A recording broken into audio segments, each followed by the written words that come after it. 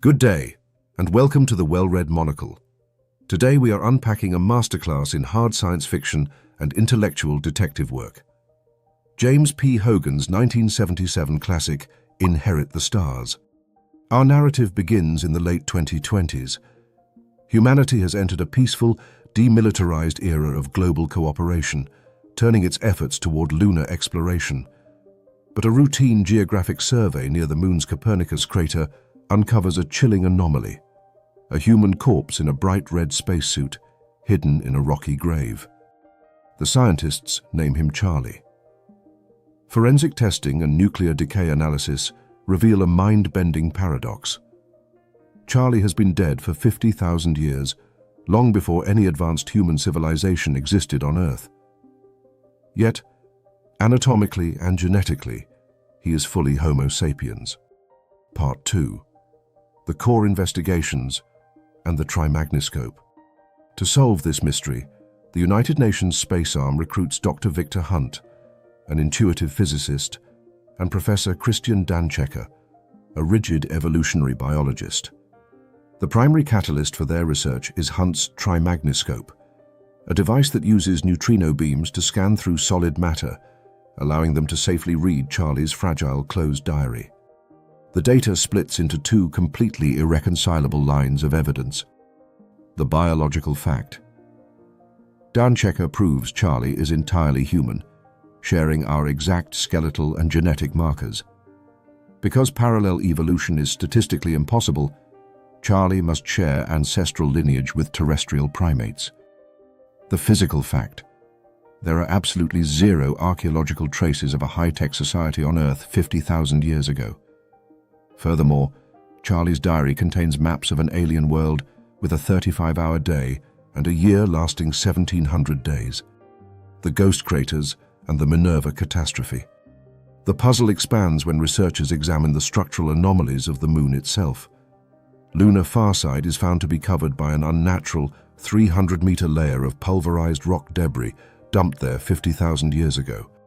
Meanwhile, unusual craters on near side test positive for rare transuranic elements, proving they were formed by advanced nucleonic weapon detonations rather than meteorites. Concurrently, deep space probes confirm that a planet once existed between Mars and Jupiter, exactly where the asteroid belt sits today. 50,000 years ago, this world, named Minerva, was violently destroyed, throwing its remaining core mass to the edge of the system to become Pluto. Charlie's own military records explicitly confirm that Minerva was his birthplace. Part 4. The Ganymede vessel and Charlie's flight log.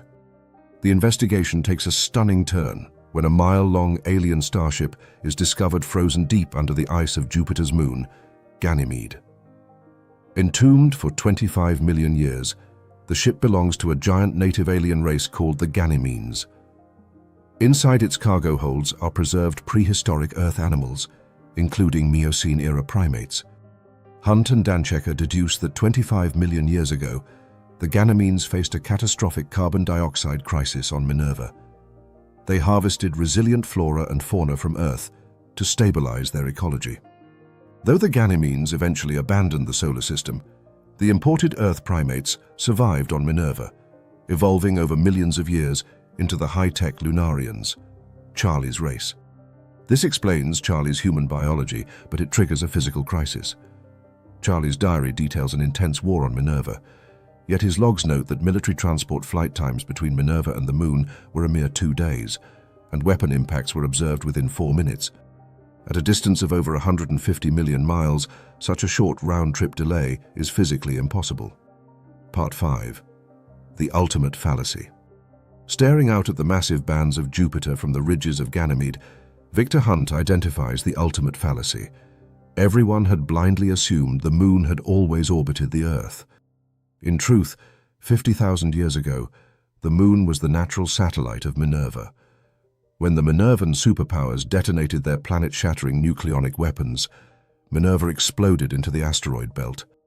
The Moon survived the blast, absorbed a colossal wave of planetary debris on its far side, and drifted sunward until it was gravitationally captured by Earth. Until that exact moment 50,000 years ago, planet Earth had no moon at all. Part 6. The Final Twist. This cosmic geography lesson leads directly to the final staggering truth delivered by Professor Danchekker. Because geographic isolation forces genetic divergence over millions of years, the primates left on Earth and those on Minerva could not remain identical. The lineage left on Earth naturally evolved into Neanderthal man. Homo sapiens did not evolve on Earth. We are the direct descendants of the high-tech Lunarian military survivors who were stationed on the moon when Minerva exploded. They rode the moon across the solar system like a cosmic life raft and launched a desperate one-way descent to Earth during the Ice Age. Their technology failed and their history faded into myth, but their aggressive drive allowed them to outcompete and abruptly replace the native Neanderthals. The poetic finality of this twist is mirrored in the book's epilogue. In the modern deserts of Sudan, conventional archaeologists unearth primitive flint scrapers and Neanderthal bones. Among the tools, they discover a battered, uncorroded metallic wrist casing. Deeming it modern trash left by a careless tourist, the lead professor hurls it into the mud of a nearby stream. As the silt buries it, we see the non-terrestrial inscription on the bracelet, Coriel, the missing chronometer of Charlie's indomitable military companion. Ultimately, Hogan leaves us with a profound realization.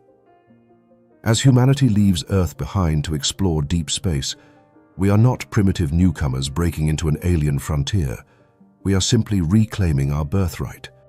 We belong to a tradition in which defeat has no meaning. We are a race of starfarers who survived the destruction of our first world, rode our own moon across the void, and are finally returning to inherit the stars. Thank you for watching this analysis on the Well-Read Monocle. If you enjoyed this journey through scientific deduction, please subscribe and leave your thoughts below.